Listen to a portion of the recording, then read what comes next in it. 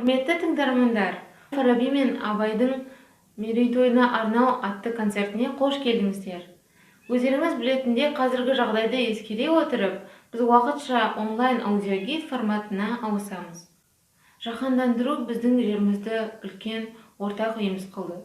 Бір жер шарында қандай да бір жағдай болса, басқа бөлігіне бірден әсерін береді.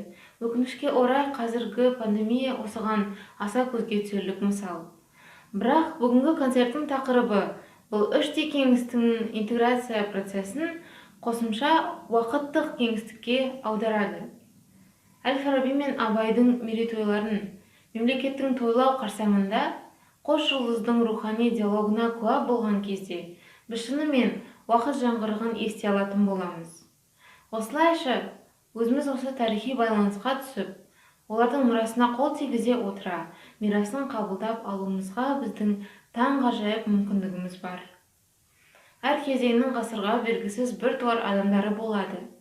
Сондай қазақтың маңдайына біткен ұлы тұлғаларының бірі Абай мен Әл-Фараби. Олар әртүрлі ғасырда өмір сүрсе де, өсиет етіп қалдырған сөздерінде үлкен ұқсастық жатыр. Екі ғұлама музыка адам жанын жоғарыға ұмтылдырып, ең кемел әрі шынайы болмысқа, ақыл жүгіртуге алып келеді. Музыка адам жанын қалыптастыру мағынасында адамды тәрбиелеуге үлес қосатынына сенімді болған. Егер тәрбие дұрыс болмаса, онда керісінше болмақ деп Әл-Фараби айтып кеткен болатын. Отырар қаласы бағзы замандарда Фараб атаумен әйгілі болғанын және осы бір құтты мекенде Әл-Фараби дүниеге келгені барлығымызға белгілі. Сол сияқты бүгінгі концерттің бағдарламасы да символикалық.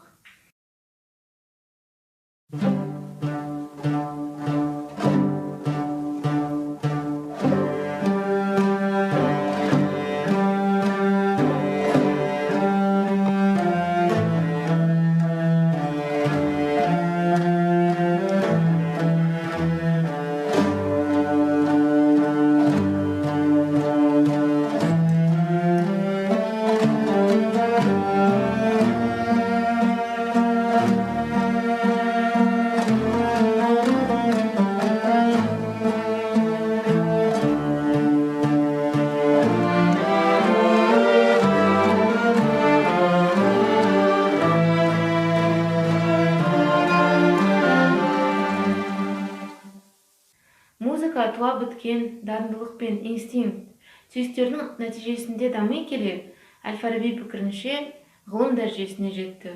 Және де практикалық музыка өнері кемелдене жетіле түскен сайын, күйлердің белгілі бір ережелері қалыптасады. Қандай тондар мен күйлер адамға табиғи түрде жағымды, ал қандайы жағымсыз болады. Үндестік, үндессіздік дәрежелерін, олардың қандай түрлері болады, осылар анықталады. Зерттеушілер Ахмет Жұбанов пен Болат Сарбаев та Әл-Фарабидің жолын қуып, қазақ аспаптарын зерттеуге үлес қосып, үлкен жұмыс атқарған. Абай да жалпы музыканың, өлең әуеннің, ән күйдің адамның туғанынан өлгеніне дейінгі рухани жан серігі екендігін, оның мәдени әлеуметтік астарын және басқа да жайттар туралы Фараби ойларына ұқсас келетін терең пайымдар жазған. Біреудің кісі өлсе қаралы ол, қаза көрген жүрегі жаралы ол, көзінің жасын тыймай жылап жүріп, зарланып неге әнге салады ол. Кеу келтір, қыз ұзат, тойыңды қыл, қыз таныстыр, қызыққа жұрт ыржақшыл, қынаменде жар-жар мен беташар бар, өлеңсіз солар бола ма гүл. Абайдың музыкалық мұрасына тоқталатын болсақ, әлемде оның әнін білмейтін қазақ жоқ. Бірақ та ұлы ақынның бірнеше күйлері бар екені көбісіне үлкен жаңалық деп ойлаймын. Біздің концерт көпшілік назарына Абайдың аспаптық шығармаларын ұсынуға ерекше мүмкіндік береді.